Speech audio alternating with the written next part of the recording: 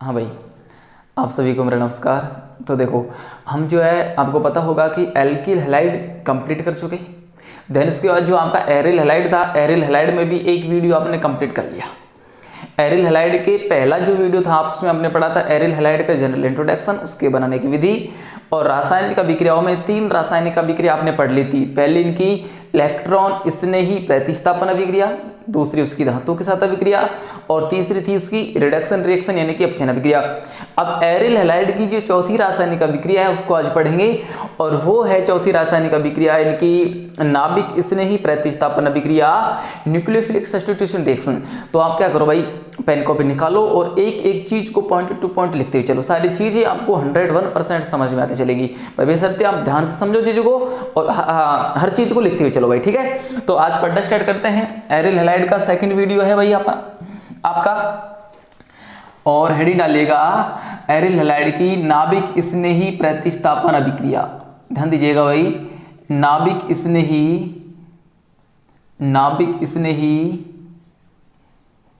प्रतिस्थापन अभिक्रिया,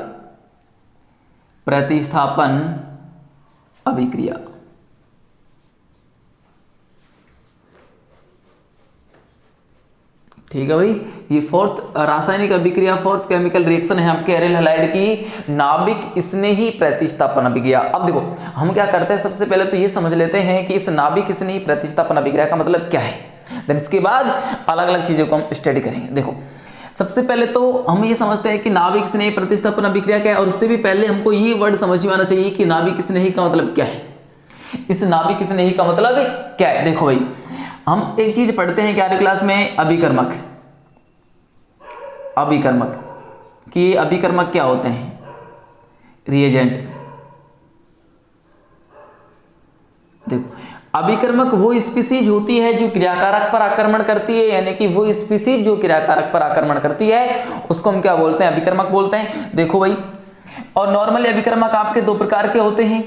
एक होते हैं आपके नाभिक स्नेही अभिकर्मक, इनको हम Nu- द्वारा रिप्रेजेंट करते हैं, और एक होते हैं आपके इलेक्ट्रॉन स्नेही अभिकर्मक। सुनो भाई ध्यान से ही, आपके जो रिएजेंट अभिकर्मक क्या होते हैं, वे स्पीसीज होती हैं जो क्रियाकारक पर आक्रमण करते हैं। ये नॉर्मली 2 प्रकार की होती हैं, एक आपके नाभिक स्नेही यानी न्यूक्लियोफाइल, और एक आपका इलेक्ट्रॉन स्नेही यानी कि इलेक्ट्रॉन स्नेही या इलेक्ट्रोफाइल। नाभिक स्नेही अभिकर्मक क्या होता है, ये वे अभिकर्मक होते हैं जिन पर सामान्यतः क्या होता है, नेगेटिव चार्ज होता है। इन पर क्या होता है, नेगेटिव चार्ज होता है। और इलेक्ट्रॉन स्नेही अभिकर्मक वे अभिकर्मक होते हैं जिन पर क्या होता है, पॉजिटिव चार्ज होता है। ठीक है भाई, आगे चलते हैं। आगे हमने सुना है कि ये जो नाभिक स्नेही प्रतिस्थापन अभिक्रिया है इसका भी मतलब हम समझते हैं। देखो भाई, नाभिक स्नेही प्रतिस्थापन अभिक्रिया का मतलब है, मान लो आपके पास कोई क्रियाकारक है, इस क्रियाकारक पर क्या होगा, कोई नाभिक स्नेही आक्रमण करेगा। ये बाहर से लाया हुआ नाभिक स्नेही है, इस नाभिक स्नेही ने इस क्रियाकारक पर आक्रमण किया, ये तो इसे जुड़ जाएगा, और इस क्रियाकारक से कोई दूसरा जो नाभिक स्नेही होगा वो यहाँ से बाहर निकल जाएगा। यानी कि ये एक ऐसा नाभिक स्नेही है जो इस पर आक्रमण करता है, तो ये तो आक्रमणकारी नाभिक स्नेही हो गया, और ये बाहर निकलने वाला नाभिक स्नेही हो गया। यानी कि नाभिक स्नेही प्रतिस्थापन अभिक्रियाओं में देखो भाई क्या होगा, क्रियाकारक पर कोई नाभिक स्नेही आक्रमण करेगा, तो आक्रमण करने वाला नाभिक स्नेही तो क्रियाकारक से जुड़ जाएगा, और क्रियाकारक से कोई दूसरा नाभिक स्नेही बाहर निकल जाएगा। अब मेरी बात को समझना ध्यान से, हम किसकी नाभिक स्नेही प्रतिस्थापन अभिक्रिया पढ़ रहे हैं, एरिल हैलाइड की नाभिक स्नेही प्रतिस्थापन अभिक्रिया। इसका मतलब एरिल हैलाइड पर कोई नाभिक स्नेही आक्रमण करेगा, खुद तो जुड़ जाएगा, और उससे कोई दूसरा नाभिक स्नेही यहाँ से बाहर निकल जाएगा। मान लो एरिल हैलाइड ये आपने ले लिया भाई, जैसे आपने लिया भाई यहाँ से ये क्लोरोबेंजीन ले लिया, ये आपने क्या लिया, एक क्लोरोबेंजीन लिया, और ये आपका कोई नाभिक स्नेही है Nu-। ठीक है भाई, देखो क्या होगा, ये जो नाभिक स्नेही है ये क्लोरीन से जुड़े कार्बन परमाणु पर अटैक करेगा, तो ये तो नाभिक स्नेही जुड़ जाएगा, और जो क्लोरीन है यहाँ से Cl- आयन के रूप में बाहर निकल जाएगा। देखो यहाँ से प्रोडक्ट क्या बनेगा, ये जो है जिस कार्बन से आपका क्लोरीन निकला है उस पर जुड़ जाएगा नाभिक स्नेही Nu जुड़ गया, और जो Cl- है ये बाहर निकल जाए। यानी कि आक्रमण करने वाला भी नाभिक स्नेही है और बाहर निकलने वाला भी क्या होता है, नाभिक स्नेही होता है। ये तुमने पढ़ाई है कि नाभिक स्नेही जो प्रतिस्थापन अभिक्रिया हो, चाहे इलेक्ट्रॉन से नहीं प्रतिस्थापन अभिक्रिया हो, अर्थात प्रतिस्थापन अभिक्रियाओं में जिस प्रकार का अभिक्रमक क्रियाकारक पर आक्रमण करता है उसी प्रकार का बाहर निकलता है। यानी कि क्रियाकारक पर अगर इलेक्ट्रॉन इसने आक्रमण करेगा तो इलेक्ट्रॉन इसने निकलेगा, और अगर नाभिक से नहीं आक्रमण करेगा तो नाभिक से नहीं बाहर निकलेगा। तो अभिक्रिया कौन सी थी आपकी, ये नाभिक स्नेही प्रतिस्थापन अभिक्रिया। इसका मतलब ये हुआ कि क्रियाकारक पर कोई नाभिक से आक्रमण किया और नाभिक से ही बाहर निकल गया। ये नॉर्मल आपकी अभिक्रिया हो गई इसकी, एरिल हैलाइड की नाभिक स्नेही प्रतिस्थापन अभिक्रिया।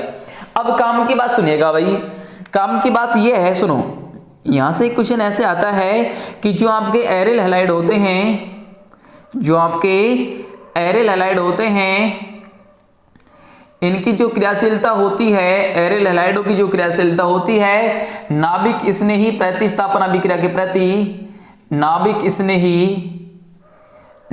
स्नेही प्रतिस्थापन अभिक्रिया के प्रति वो क्या होती है, कम। इसका क्या कारण है? एक क्वेश्चन आता है कि एरिल हैलाइड जो है नाभिक स्नेही प्रतिस्थापन अभिक्रिया के प्रति लेस रिएक्टिव होते हैं, कम क्रियाशील होते हैं, इसका क्या कारण है? बड़ा इंपॉर्टेंट क्वेश्चन है, तो बड़े ध्यान से समझिएगा। क्वेश्चन क्या है, एरिल हैलाइड नाभिक स्नेही प्रतिस्थापन अभिक्रिया के प्रति न्यूक्लियोफिलिक सब्स्टिट्यूशन रिएक्शन के टुवर्ड्स क्या होते हैं, लेस रिएक्टिव होते हैं, कम क्रियाशील होते हैं। इसका मतलब क्या है? देखो भाई, कम क्रियाशील होंगे क्यों नहीं? देखो भाई क्या कारण है कम क्रियाशील होने का। मान लो आपका ये कोई नाभिक स्नेही है, सो नाभिक स्नेही क्या, ये आपका कोई एरिल हैलाइड है, ठीक है। अब देखो, अब नाभिक स्नेही प्रतिस्थापन अभिक्रिया में क्या होगा, ये कार्बन और हैलोजन यानी कि कार्बन और इस क्लोरीन का बॉन्ड टूटना जरूरी है। जब तक ये कार्बन और क्लोरीन का बॉन्ड टूटेगा नहीं, जब तक अभिक्रिया हो नहीं सकती। और हमको पता है एरिल हैलाइड में आपने इसकी जो है अनुनादी संरचना पढ़ी थी, और अनुनादी संरचनाओं से हमें पता लगा कि एरिल हैलाइड की जब आपने अनुनादी संरचना पढ़ी तो यहाँ पे कार्बन और हैलोजन के बीच में, कार्बन और हैलोजन के बीच में क्या आ जाते हैं, डबल बॉन्ड आ जाता है, डबल बॉन्ड के कैरेक्टर आ जाते हैं। अगर डबल बॉन्ड आ गया कार्बन और हैलोजन के बीच में तो डबल बॉन्ड को तोड़ना क्या हो जाएगा, मुश्किल। अगर डबल बॉन्ड को तोड़ना मुश्किल हो जाएगा तो इसकी जो क्रियाशीलता है नाभिक स्नेही प्रतिस्थापन अभिक्रिया के प्रति वो भी क्या हो जाएगी, कम। बात समझ में आती है? क्या जवाब देना है आपको, एरिल हैलाइड नाभिक स्नेही प्रतिस्थापन अभिक्रिया के प्रति कम क्रियाशील है। क्यों? क्योंकि इसकी अनुनादी संरचनाओं से हम जानते हैं कि कार्बन और हैलोजन के बीच में द्विबंध के लक्षण आ जाने के कारण इस बंध को तोड़ना मुश्किल हो जाता है। अगर इस बंध को तोड़ना मुश्किल हो जाता है तो इसकी जो क्रियाशीलता होगी नाभिक स्नेही प्रतिस्थापन अभिक्रिया के प्रति वो भी क्या हो जाएगी, कम हो जाएगी। बोलो भाई, बात समझ में आती है? तो पहले क्वेश्चन आपका ये तैयार हुआ कि क्रियाशीलता कम क्यों हुई, क्योंकि इसकी अनुनादी संरचना जब हमने पढ़ी थी तो यहाँ पे कार्बन और हैलोजन के बीच में क्या आ जाते हैं, डबल बॉन्ड कैरेक्टर आ जाते हैं, द्विबंध के लक्षण आ जाते हैं। इसके कारण से बॉन्ड को तोड़ना जो है थोड़ा मुश्किल हो जाता है। अतः इसकी जो क्रियाशीलता है न्यूक्लियोफिलिक सब्स्टिट्यूशन रिएक्शन के टुवर्ड्स वो क्या हो जाती है, कम हो जाती है। ठीक है भाई, मान के चलता हूँ यहाँ तक आपको समझ में आ गया होगा। ठीक है, आगे चलते हैं। एक क्वेश्चन तो सिंपल ही आता है कि एरिल हैलाइडों की क्रियाशीलता नाभिक स्नेही प्रतिस्थापन अभिक्रिया के प्रति कम होती है, कारण आपने देख लिया। यहां से एक और क्वेश्चन आता है, उसको भी समझिएगा भाई। दूसरा क्वेश्चन क्या आता है उसको भी समझिएगा बड़े ध्यान से ही। दूसरा क्वेश्चन आता है कि जो आपके एल्किल हैलाइड होते हैं ये भी नाभिक स्नेही प्रतिस्थापन अभिक्रिया देते हैं, और जो आपके एरिल हैलाइड होते हैं ये भी नाभिक स्नेही प्रतिस्थापन अभिक्रिया तो दे ही रहे। ठीक है भाई, एल्किल हैलाइडों की क्रियाशीलता नाभिक स्नेही प्रतिस्थापन अभिक्रिया के प्रति एरिल हैलाइडों से क्या होती, ज्यादा। बात को समझिएगा, एल्किल हैलाइडों की जो क्रियाशीलता है नाभिक स्नेही प्रतिस्थापन अभिक्रिया के प्रति, नाभिक स्नेही प्रतिस्थापन अभिक्रिया के प्रति न्यूक्लियोफिलिक सब्स्टिट्यूशन रिएक्शन के टुवर्ड्स वो क्या होती, ज्यादा। क्यों होती है भाई, होगी भी क्यों, ध्यान से समझिएगा।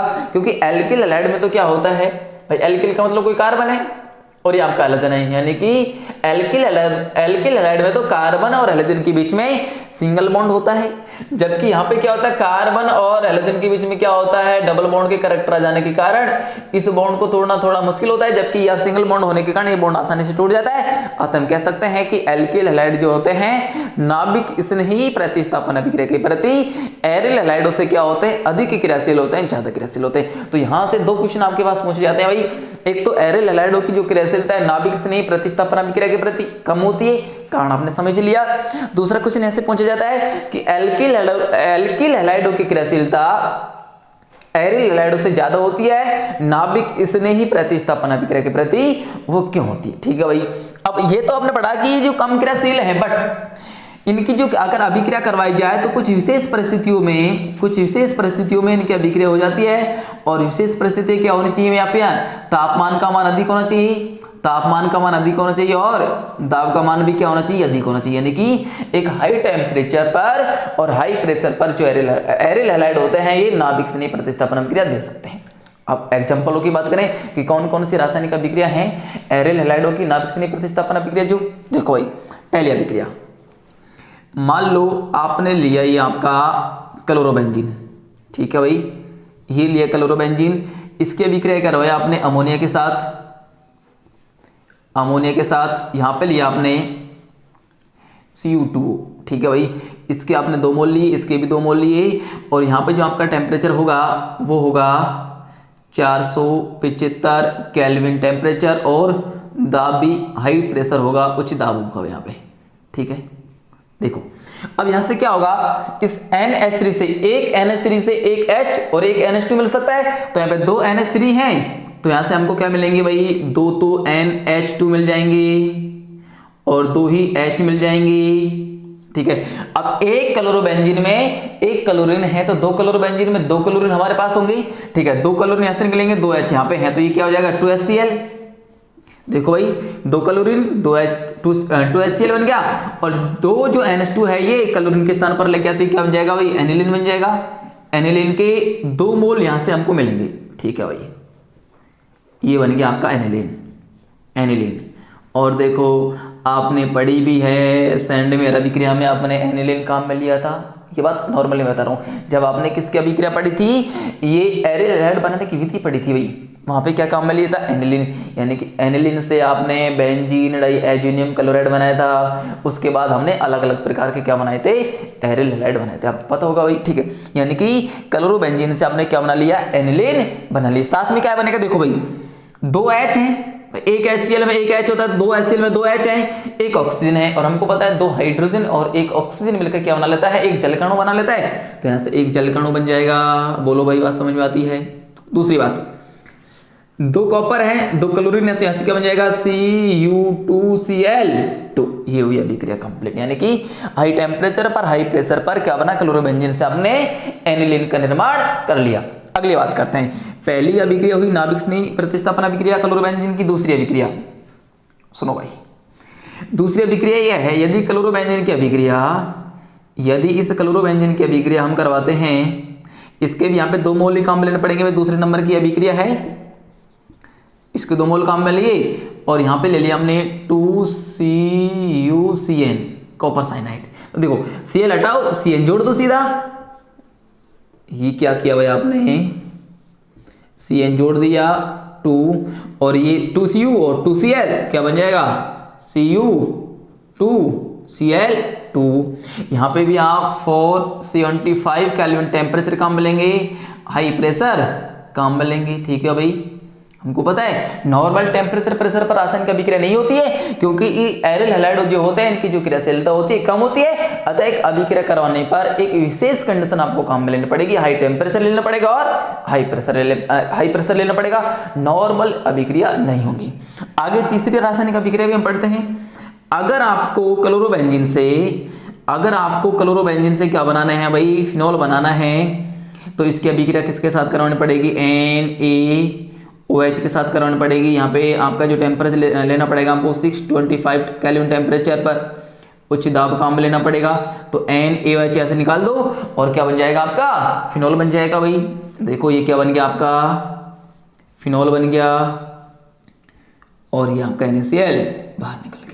तो इस प्रकार से ये है हमारी एरिल हैलाइड की नाभिक स्नेही प्रतिस्थापन अभिक्रिया। महत्वपूर्ण बात क्या क्या है कि एरिल हैलाइड नाभिक स्नेही प्रतिस्थापन अभिक्रिया के प्रति कम क्रियाशील होते हैं, इस बात का जवाब आपके पास होना चाहिए। दूसरा क्वेश्चन ये है कि जो एल्किल हैलाइड होते हैं इनकी जो क्रियाशीलता होती है नाभिक स्नेही प्रतिस्थापन अभिक्रिया के प्रति वो एरिल हैलाइडों से ज्यादा होती है। कारण आपको पता है क्यों, क्योंकि एल्किल हैलाइड में तो कार्बन और हैलोजन के बीच में क्या होता है, सिंगल बॉन्ड होता है, जबकि इस एरिल हैलाइड में जो कार्बन और हैलोजन के बीच में डबल बॉन्ड की गुण आ जाने के कारण, द्विबंध की गुण आ जाने के कारण बॉन्ड को तोड़ना मुश्किल हो जाता है, अतः इनकी क्रियाशीलता क्या हो जाती है, कम हो जाती है। उसके बाद 3 एग्जाम्पल आपको याद रखना है, नोट करो भाई जब तक। हाँ भाई, अब देखिएगा हमारी एरिल हैलाइड की जो केमिकल रिएक्शन है वो ही पूरी पूरी कंप्लीट। अब हम एक क्वेश्चन यहाँ से आता है टॉपिक के रूप में ही है, सिंपल टॉपिक के रूप में हम उसको पढ़ते हैं और वो है हैलोजन व्युत्पन्नों की क्रियाशीलता का क्रम। ठीक है भाई, हैलोजन व्युत्पन्नों की क्रियाशीलता क्रम। तो आप भी हेडिंग डालिएगा अपने नोटबुक में। हेडिंग क्या डालनी है आपको, हैलोजन व्युत्पन्नों की, हैलोजन व्युत्पन्नों की क्रियाशीलता का क्रम, क्रियाशीलता का क्रम, क्रियाशीलता का क्रम, क्रियाशीलता का क्रम। देखो भाई हैलोजन व्युत्पन्नों की क्रियाशीलता का क्रम, बात को समझो ध्यान से। हमारे पास कुछ हैलोजन डेरिवेटिव हैं, हमारे पास, ध्यान दीजिएगा इस क्वेश्चन का मतलब क्या है और क्वेश्चन एग्जाम में भी पूछा जाता है। हमारे पास क्या है, कुछ हैलोजन डेरिवेटिव है, उनको हमको बताना है कि इसकी जो रिएक्टिविटी है ज़्यादा है, इसकी जो रिएक्टिविटी कम है और उसका रीजन क्या है। तो ध्यान दीजिएगा कौन कौन से हमारे पास हैलोजन डेरिवेटिव हैं, पहले उनको मैं लिखता हूँ, देन उसके बाद हम क्वेश्चन पे चर्चा करेंगे। ठीक है, देखो भाई एक यहाँ पे हमारे पास है, एक हमारे पास है एल्किल हैलाइड।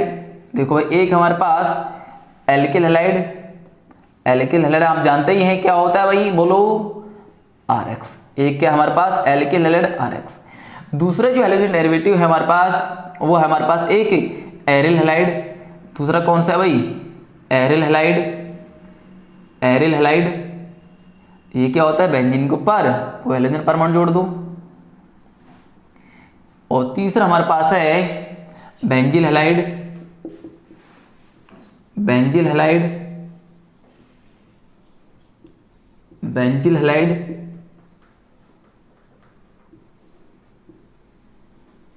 बेंजिल हैलाइड यानी कि ये हमारा बेंजिल समूह होता है भाई। आपको तीनों समूह मैंने पिछले वाले लेक्चर में बताया हुआ है कि बेंजिल, बेंजल, बेंजो क्या होता है।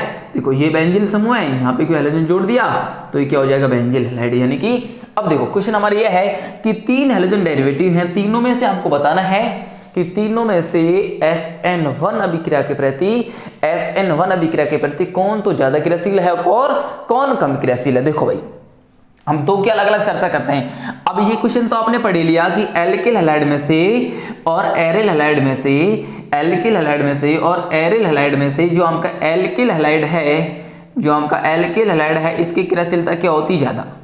यानी कि अगर इसको हम A नाम दें, इसको हम B नाम दें और इसको अगर हम C नाम दें तो हमको ये पता लग गया, देखो भाई हमको ये पता लग गया कि A और B में से तो A अधिक क्रियाशील है B से।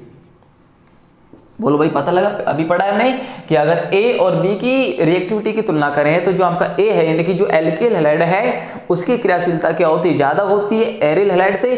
क्योंकि हमको पता है एरिल हैलाइड में तो कार्बन और हैलोजन के बीच में डबल बॉन्ड के कैरेक्टर आ जाते हैं, अनुनादी संरचना हमने पढ़ी थी पिछले वाली वीडियो में, तो हम देख सकते हैं भाई, जबकि यहाँ पे सिंगल बॉन्ड कैरेक्टर होता है, अतः इसकी जो रिएक्टिविटी है इससे क्या होती है, ज्यादा होती है। ठीक है भाई, A और B में से A अधिक क्रियाशील है B से। अगर हम A और C की तुलना करें, अगर हम किसकी तुलना करें, A और C की तुलना करें, यानी कि एल्किल हैलाइड, एल्किल हैलाइड इसको हमने A नाम दिया हुआ है और 3 नंबर वाला है आपका बेंजिल हैलाइड, इसकी हम तुलना करें तो देखो भाई आप बोलोगे सर कि यहाँ पे भी कार्बन हैलोजन के बीच में सिंगल बॉन्ड है, यहाँ पे भी कार्बन हैलोजन के बीच में सिंगल बॉन्ड है और यहाँ पे भी कार्बन और हैलोजन के बीच में क्या है, सिंगल बॉन्ड है। अब किसकी जो रिएक्टिविटी है, किसकी जो क्रियाशीलता वो ज्यादा होगी, पहले क्वेश्चन समझो भाई। इन दोनों में तो आपने बता दिया A और B में से कि सर यहाँ पे डबल बॉन्ड था तो इसकी रिएक्टिविटी कम है, वहां सिंगल बॉन्ड था तो उसकी रिएक्टिविटी ज्यादा थी। बट यहाँ पे तो एल्किल हैलाइड में भी कार्बन और हैलोजन के बीच में सिंगल बॉन्ड के कैरेक्टर हैं और बेंजिल हैलाइड में भी कार्बन और हैलोजन के बीच में क्या है, सिंगल बॉन्ड के कैरेक्टर हैं। अब ध्यान दीजिएगा, अगर यहाँ से हैलोजन को हम हटाते हैं तो यहाँ पे बनता है आपका एल्किल कार्बोकैटायन, एल्किल कार्बोधनायन, और यहाँ से अगर हैलोजन को हटाते हैं तो यहाँ से क्या बन जाता है भाई, हमारे पास बेंजिल कार्बोधनायन बन जाता है। क्या बनता है, ये बेंजिल कार्बोधनायन बन जाता है। ये क्या बन गया भाई हमारे पास, बेंजिल कार्बोधनायन CH2 पॉजिटिव बन गया। अब मेरी बात को समझो, इस एल्किल कार्बोकैटायन में, एल्किल कार्बोधनायन में किसी प्रकार की कोई एक्स्ट्रा स्टेबिलिटी नहीं है, परंतु जो आपका ये बेंजिल कार्बोधनायन बनता है, ये जो आपका ये जो बेंजिल कार्बोधनायन बनता है, बेंजिल कार्बोधनायन, इसमें क्या होता है, अनुनाद पाया जाता है, इस अनुनाद के कारण इसकी जो होती है एक्स्ट्रा स्टेबिलिटी होती है। अतः एल्किल हैलाइड में से और जो आपका बेंजिल हैलाइड है इसमें से जो क्रियाशीलता ज्यादा होगी किसकी ज्यादा होगी, बेंजिल हैलाइड की ज्यादा होगी। तो हमको पता लग गया भाई, देखो ए और बी में से ए की ज्यादा है, ए और सी की तुलना करें तो किसकी ज्यादा है, सी की ज्यादा है। अगर और ऑल रिएक्टिविटी की बात करें तो सबसे ज्यादा जो क्रियाशीलता होगी वो किसकी होगी, सी की, उसके बाद ए की और उसके बाद बी की सबसे कम होगी। तो ये क्वेश्चन कई बार आ जाता है कि एल्किल हैलाइड में से, एरिल हैलाइड में से और बेंजिल हैलाइड में से किसकी क्रियाशीलता ज्यादा होगी, या फिर क्वेश्चन ऐसे पूछ लिया जाता है कि इनको क्रियाशीलता के बढ़ते हुए क्रम में या घटते हुए क्रम में अरेंज करो। कई बार डायरेक्ट क्वेश्चन ये भी पूछा जाता है कि बेंजिल कार्बोधनायन की अनुनादी संरचना बनाइए। क्वेश्चन कैसे पूछा जाता है भाई, जो बेंजिल कार्बोधनायन है इसकी रेजोनेटिक स्ट्रक्चर बनाइए। तो देखिएगा यहाँ पॉजिटिव चार्ज है, अब देखो ऊपर से इलेक्ट्रॉन बेंजीन वाले की तरफ से तो आ नहीं सकते, बेंजीन वाले के ही इलेक्ट्रॉन ऊपर की ओर जाएंगे, तो ये क्या होगा भाई -R। आपने कक्षा 11 में 2 प्रकार के अनुनादी प्रभाव पढ़े होंगे, एक +R एक -R। क्लोरोबेंजीन में तो क्या था भाई, क्लोरोबेंजीन में तो क्लोरीन के पास लोन पेयर थे, तो ऊपर से इलेक्ट्रॉन बेंजीन रिंग की ओर आ रहे थे, बेंजीन वाले की ओर आ रहे थे, बट यहाँ पे तो हमारे पास इलेक्ट्रॉन है नहीं, पॉजिटिव चार्ज है, तो बेंजीन की जो डबल बॉन्ड के इलेक्ट्रॉन होंगे ये ऊपर की ओर जाएंगे। देखो भाई हम बनाते हैं एक बार, ध्यान दीजिएगा, ये जो डबल बॉन्ड है ये ऊपर चला जाएगा, यहाँ पे डबल बॉन्ड बन जाएगा और यहाँ पे क्या आ जाएगा, पॉजिटिव चार्ज आ जाएगा। देखते रहिएगा भाई इसकी जो रेजोनेटिक स्ट्रक्चर है कैसे आपको बनानी है। यहाँ पे आया पॉजिटिव चार्ज, यहाँ पे बन गया डबल बॉन्ड और ये हो गया CH2, पॉजिटिव चार्ज खत्म हो गया क्योंकि इलेक्ट्रॉन गए हैं ऊपर। ठीक है भाई, ये दोनों डबल बॉन्ड ऐसे कैसे आ जाएंगे। इसके बाद ये डबल बॉन्ड यहाँ से रोटेट होगा, इधर चला जाएगा, पॉजिटिव चार्ज यहाँ से यहाँ पे आ जाएगा। देखो भाई ये यहाँ पे चला गया, ये डबल बॉन्ड CH2, ये यहाँ पे पॉजिटिव चार्ज और यहाँ पे ये डबल बॉन्ड आ गया। इसके बाद ये रोटेट होके ये रोटेट होगा भाई और ये यहाँ पे आ जाएगा, पॉजिटिव चार्ज यहाँ से यहाँ पे चला जाएगा। देखते रहिएगा भाई आप, डबल बॉन्ड पॉजिटिव चार्ज यहाँ पे और ये CH2 ऐसे कैसे। इसके बाद क्या होगा, ये CH2 है भाई। अब देखो 4 अनुनादी संरचना आपने बना ली, चौथी से 5वीं जब रेजोनेटिक स्ट्रक्चर आप बनाओगे तो देखिएगा भाई क्या होगा। इसको मैं नीचे बना रहा हूँ, ये देखो क्या होगा, एक बार ये इलेक्ट्रॉन नीचे की ओर आ जाएगा और फिर से वहाँ पे क्या आ जाएगा भाई, CH2 पॉजिटिव हो जाएगा। तो ये क्या बन गया हमारे पास, बेंजिल कार्बोधनायन की रेजोनेटिक स्ट्रक्चर बन गई, अनुनादी संरचना बन गई। तो यहाँ से भी क्वेश्चन पूछा जाता है कि जो आपके हैलोजन डेरिवेटिव हैं इनको क्रियाशीलता के घटते हुए या बढ़ते हुए क्रम में अरेंज करो। अब देखो इस वीडियो लेक्चर के बाद हमारा जो 12th क्लास का 10th लेसन है एरिल हैलाइड और एल्किल हैलाइड 101% कंप्लीट हो जाएगा। तो आपको क्या करना है, वीडियो के डिस्क्रिप्शन में आपको क्या मिलेंगे, 5 क्वेश्चन मिलेंगे भाई। आपको वीडियो के डिस्क्रिप्शन में क्या मिलेंगे, 5 क्वेश्चन मिलेंगे। दोनों वीडियो को देखने के बाद, इन दोनों वीडियो को देखने के बाद और एल्किल हैलाइड के जो क्वेश्चन आपको वीडियो उनको भी देखने के बाद इन 5 क्वेश्चनों को आपको क्या करना है, सॉल्व करना है। उसके बाद आपको पता लगना है कि कितना ये चैप्टर हमको आया और कितना नहीं आया। ठीक है भाई, तो इन सारे वीडियो को देखने के बाद, चैप्टर पढ़ने के बाद इन 5 क्वेश्चनों को आपको सॉल्व करना है। ठीक है, ये आप नोट करो जब तक आगे चलते हैं भाई। हाँ भाई देखो, अब हमारे पास 3 टॉपिक और हैं, उनको पढ़ेंगे। एक है फ्रीऑन, एक है DDT और एक है BHC। इन तीनों को कंप्लीट करते हैं। तो पहले हेडिंग डालिएगा भाई, छोटे छोटे टॉपिक है हमारे पास 3। फ्रीऑन, देखो भाई छोटी सी हेडिंग है हमारे पास फ्रीऑन, इसको पढ़ना स्टार्ट करते हैं कि फ्रीऑन क्या है। फ्रीऑन देखो भाई, देखो फ्रीऑन क्या होते हैं। फ्रीऑन हमारे क्लोरोफ्लोरोकार्बन होते हैं। ध्यान दीजिएगा, फ्रीऑन क्या होते हैं, क्लोरोफ्लोरोकार्बन होते हैं। अर्थात जो आपका एल्केन है, एल्केन से H हटा के वहां पे क्या जोड़ देना है आपको, क्लोरीन और फ्लोरीन जोड़ देना है, तो किसका निर्माण हो जाएगा, CFC। और CFC जो है हमारे पास क्लोरोफ्लोरोकार्बन, इसी को हम क्या बोल देते हैं, फ्रीऑन बोल देते हैं। ठीक है भाई, तो फ्रीऑन क्या होते हैं हमारे पास, जो आपके क्लोरोफ्लोरोकार्बन होते हैं, क्लोरोफ्लोरोकार्बन यानी कि जो CFC है, इस CFC को ही क्या बोला जाता है, फ्रीऑन बोला जाता है। ठीक है भाई, अगर इनकी बनाने की विधियों की बात करें, अगर इनके बनाने की विधियों की बात करें तो ध्यान दीजिएगा, बनाने की विधि देखो कौन कौन सी है इनकी, सुनो भाई। कार्बन टेट्राक्लोराइड से भी हम ये फ्रीऑन बना सकते हैं। CFC बना सकते हैं। देखो भाई CCl4 से कैसे बनाएंगे, CCl4 इसकी रिएक्शन करवाएंगे हाइड्रोजन फ्लोराइड के साथ SbCl5 की प्रेजेंस में। तो देखो यहाँ से एक Cl जाएगा एक H जाएगा, यानी कि HCl तो यहाँ से रिमूव हो जाएगा और क्या बन जाएगा CFCl3 बन जाएगा। आगे देखिएगा भाई, अगर CFCl3 आप काम में लो, फिर से इसकी रिएक्शन करवाओ हाइड्रोजन फ्लोराइड के साथ in the presence of SbCl5, फिर से एक H और एक Cl बाहर निकल जाएगा, माइनस का HCl और क्या बनेगा CF2Cl2। तो ये क्या होते हैं हमारे पास क्लोरोफ्लोरोकार्बन जो होते हैं, इन्हीं को क्या बोला जाता है भाई, फ्रियोन बोला जाता है। जो हमके क्लोरोफ्लोरोकार्बन इन्हीं को क्या बोला जाता है, फ्रियोन बोला जाता है। अब इसके बाद देखो फ्रियोन क्या होते हैं, आपको पता लग गया कि फ्रियोन क्या होते हैं। क्लोरोफ्लोरोकार्बन जो होते हैं ये हमारे क्या है, फ्रियोन है, इनकी बनाने के लिए आपने पढ़ ली। अब इसके बाद हम पढ़ेंगे इसके जो फ्रियोन है इसका नामकरण किस प्रकार से किया जाता है। तो अगले जो टॉपिक है इसमें वो है फ्रियोन का नामकरण। देखिएगा भाई, फ्रियोन का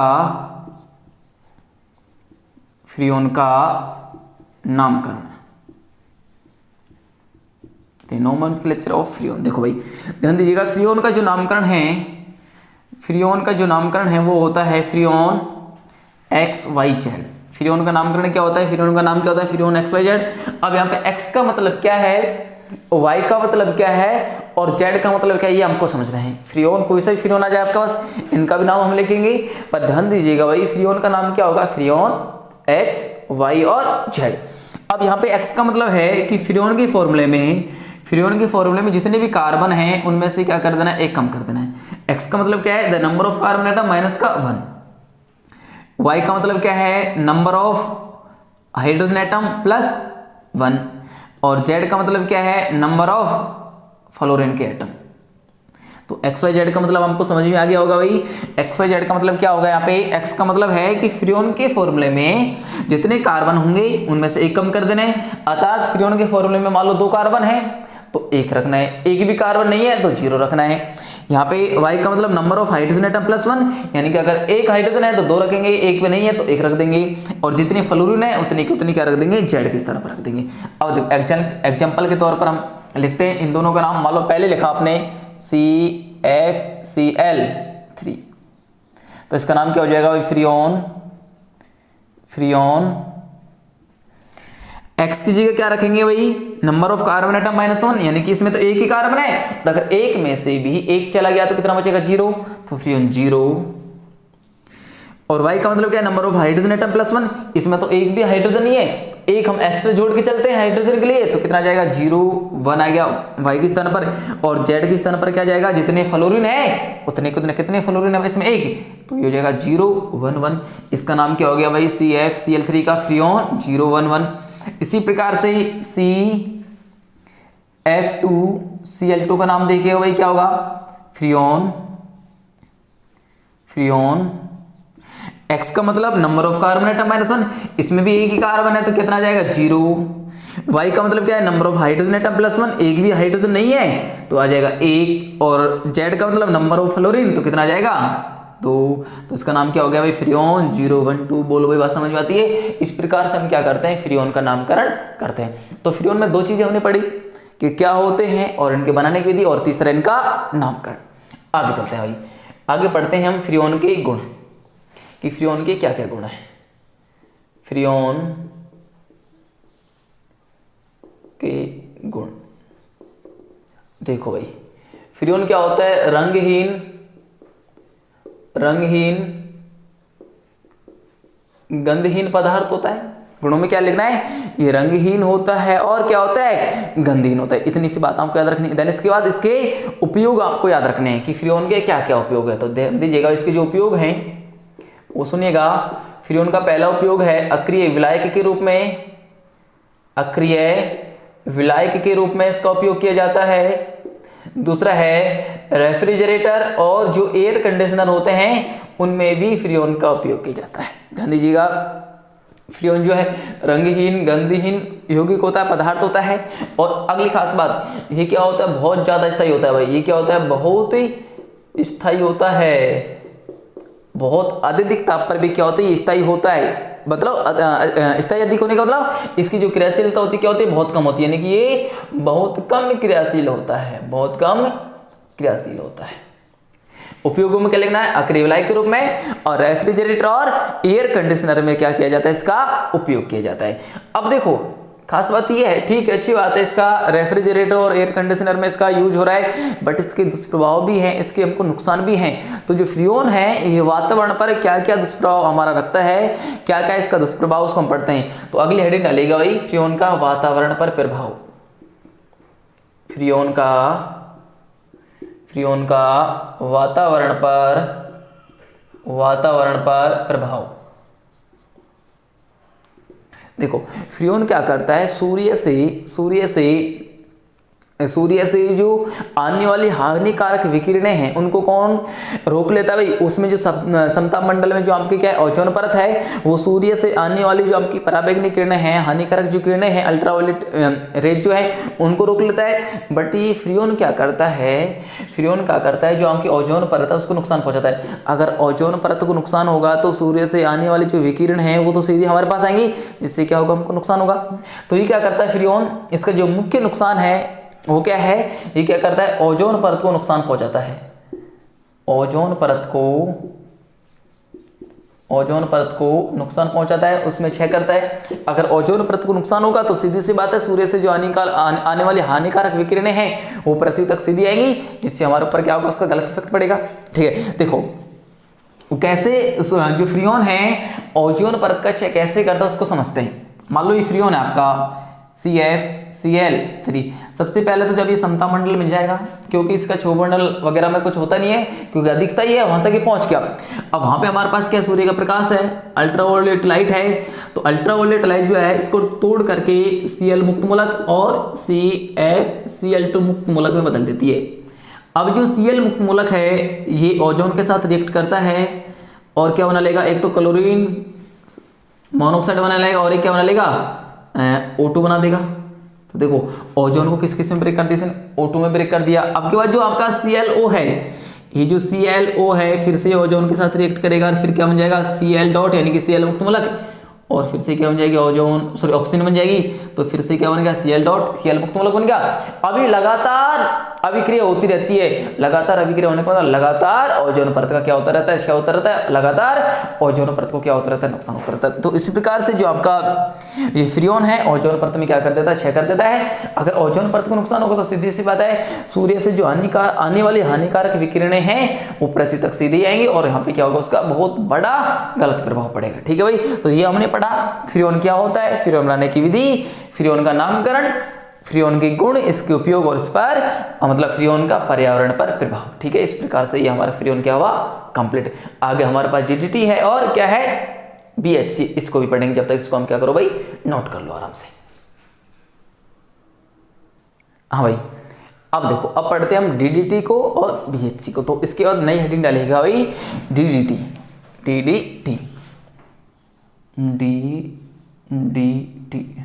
देखो भाई DDT को पढ़ते हैं। अब DDT होता क्या है, इसका देखो जनरली यहाँ से क्या होता है, ये तो DDT की संरचना हमसे पूछता है, DDT का पूरा नाम हमसे पूछता है, और एक और क्वेश्चन है जो पूछता है एग्जाम में, वो भी मैं आपको बताऊंगा। सबसे पहले तो समझ लें DDT बनता कैसे। देखो DDT बनाने के लिए हम क्या करोगे, क्लोरोबेंजीन काम में लोगे भाई, क्लोरोबेंजीन काम में लोगे। मान लो ये आपने लिया क्लोरोबेंजीन,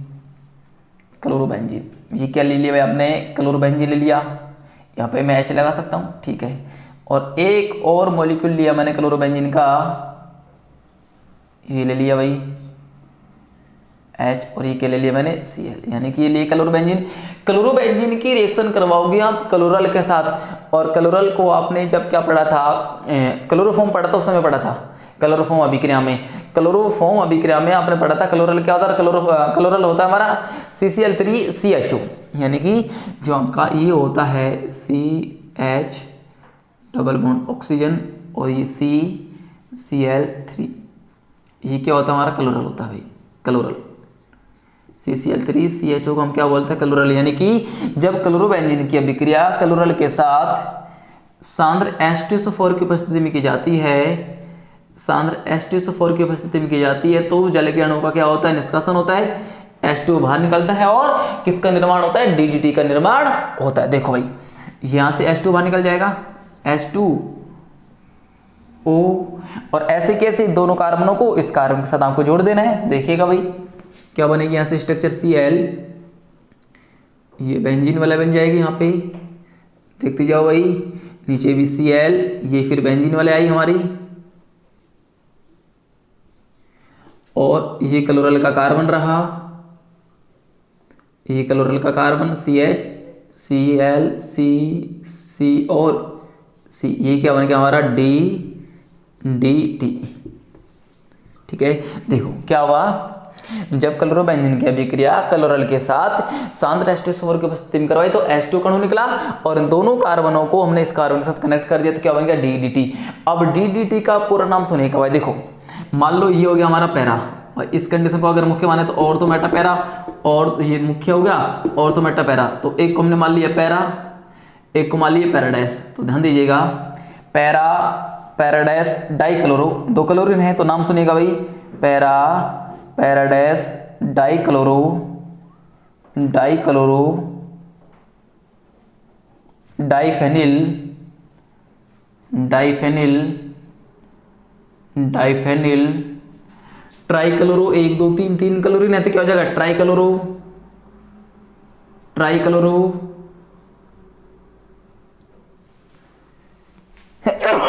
सॉरी भाई, ट्राइक्लोरो, और 2 कार्बन है तो क्या हो जाएगा आपका एथेन हो जाएगा। तो इसका पूरा नाम क्या होगा, para paradise dichloro diphenyl trichloro और एथेन। तो इसका नाम क्या हो गया पूरा, para paradise dichloro diphenyl trichloro ethane. यहाँ से इसी प्रकार के क्वेश्चन आते हैं, DDT का पूरा नाम क्या है, इसकी स्ट्रक्चर क्या है, या फिर ऐसा पूछ जाएगा कि जब क्लोरोबेंजीन की अभिक्रिया क्लोरल के साथ शांत H2SO4 की उपस्थिति में करवाई जाती है तो क्या प्रोडक्ट बनता है, उसकी संरचना लिखिए, उसका पूरा नाम लिखिए, ये क्वेश्चन ऐसे पूछे जाते हैं। तो DDT हो गया हमारा ये। इसका देखो अगर DDT का अगर उपयोग पूछा जाए तो मुख्यतः इसका उपयोग किसके रूप में किया जाता है, कीटाणुनाशी के रूप में किया जाता है, कीटाणुनाशी के रूप में, कीटाणुनाशी के रूप में मुख्यतः इनका उपयोग होता है। ठीक है, अगली बात, एक और टॉपिक हमारे पास बचा हुआ है वो है BHC, बेंजीन हेक्साक्लोराइड। ये क्या है हमारे पास, बेंजीन हेक्साक्लोराइड, बेंजीन हेक्साक्लोराइड। ठीक है, इसके और भी नाम है, गैमेक्सेन भी इसको बोला जाता है, गैमेक्सेन भी इसको बोला जाता है, लिल्डेन भी इसको बोला जाता है, लिल्डेन भी इसको बोला जाता है, 666 भी इसको बोला जाता है। ठीक है, इसके अलग अलग नाम है, लिल्डेन, गैमेक्सेन या बेंजीन हेक्साक्लोराइड की फुल फॉर्म है ही। अब देखो बनाएंगे कैसे, आप BHC को अगर बनाना चाहोगे तो ध्यान दीजिएगा, आपने बेंजीन ली, बेंजीन जो है इसकी रिएक्शन करवाया आपने 3Cl2 यानी कि 6 क्लोरीन के परमाणु आवश्यक होंगे। यहाँ पे लिया सूर्य का प्रकाश, UV लाइट ली। तो देखो आपने क्या करना है, तीनों बॉन्डों को तोड़ना है और तीनों बॉन्डों की जगह क्या लगा देना है, एक एक क्या लगा देना है, एक एक क्लोरीन परमाणु लगा देना है हर एक कार्बन परमाणु पर। तो क्या बन जाएगा ये आपका BHC बन जाएगा, बेंजीन हेक्साक्लोराइड बन जाएगा। यहाँ से ये क्वेश्चन आता है कि बेंजीन हेक्साक्लोराइड का IUPAC नाम लिखिए। तो आपको क्या करना है, इस बेंजीन हेक्साक्लोराइड का IUPAC नाम लिखना है। ये आपको मैं होमवर्क के तौर पर दे रहा हूँ, है ना। अगर आपको फिर भी नहीं आए तो जो आपका डिस्क्रिप्शन बॉक्स होगा इसमें क्या मिल जाएगा, इसका आपको IUPAC नाम मिल जाएगा भाई। ठीक है, तो इसको आपको क्या करना है, इसका IUPAC नाम लिखना है और मेरे को कमेंट करके बताना है कि सर जो BHC है इसका IUPAC नाम ये है। अगर फिर भी आपको नहीं आया तो डिस्क्रिप्शन बॉक्स में आप देख लेना जो BHC है उसका IUPAC नाम क्या है। तो ध्यान दीजिएगा भाई, BHC क्या है, बेंजीन हेक्साक्लोराइड, इसका अन्य नाम क्या है, गैमेक्सेन हो गया, लिल्डेन हो गया, 666 हो गया। बनाओगे कैसे इसको, बेंजीन की रिएक्शन करवाया अपने क्लोरीन के साथ सूर्य के प्रकाश की उपस्थिति में, अल्ट्रावायलेट लाइट से क्या होगा, ये हर एक कार्बन परमाणु पर एक एक क्या जुड़ जाएगा, आपका क्लोरीन परमाणु जुड़ जाएगा। तो इस प्रकार से हमारा चैप्टर जो है बिल्कुल हुआ खत्म। हाँ, एक और बात, जो आपका ये BHC है इसका भी जो नॉर्मल उपयोग है कीटाणुनाशी के रूप में ही किया जाता है। ठीक है भाई, इस प्रकार से आपका एल्किल हैलाइड भी कंप्लीट हुआ। एरियल हैलाइड भी कंप्लीट हुआ। देन इसके बाद आपको कौन सा चैप्टर पढ़ना है ये आप कमेंट करके मेरे को बता सकते हैं भाई, ठीक है। धन्यवाद। पूरे चैप्टर को करेगा और मैंने जैसे पहले ही आपको बता दिया कि आपको डिस्क्रिप्शन बॉक्स में एल्किल हैलाइड और एरियल हैलाइड के 5 क्वेश्चन मिलेंगे, प्लीज उनको आप करेगा और करने के बाद उनको व्हाट्सअप आपको करना है। ध्यान दीजिएगा व्हाट्सअप किस नंबर पर करना है वो भी मैं आपको बता देता हूँ, 9352724470। उन 5 क्वेश्चनों को करने के बाद इन नंबर पर उनको आपको क्या करना है, व्हाट्सअप कर देना भाई, ठीक है। आगे और ये भी बता देना है सर इसके बाद आपको फिजिकल केमिस्ट्री का कोई चैप्टर पढ़ना है, इनऑर्गेनिक का पढ़ना है, कि जो भी आपको चैप्टर अच्छा लगे वो आप कमेंट बॉक्स में कमेंट कर देना, वही चैप्टर आगे स्टार्ट कर देंगे। धन्यवाद भाई, उतार लीजिएगा।